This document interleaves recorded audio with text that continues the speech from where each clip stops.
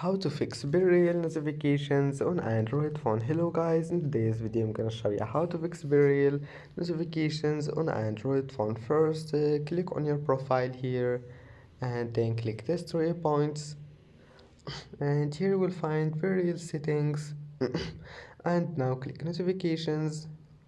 And as you see here, you will find the notifications. Just allow all of those, or if you want to disable it, just disable all of those. It's easy. And then click save, and that's it. And now just if that doesn't fix your problem, so just open settings and then apps, and now apps again, and type here Bereal and then click on it. And here we'll find notifications, and you can manage Bereal notifications from here. And that's it. Don't forget like and don't forget subscribe, and see you in the next video.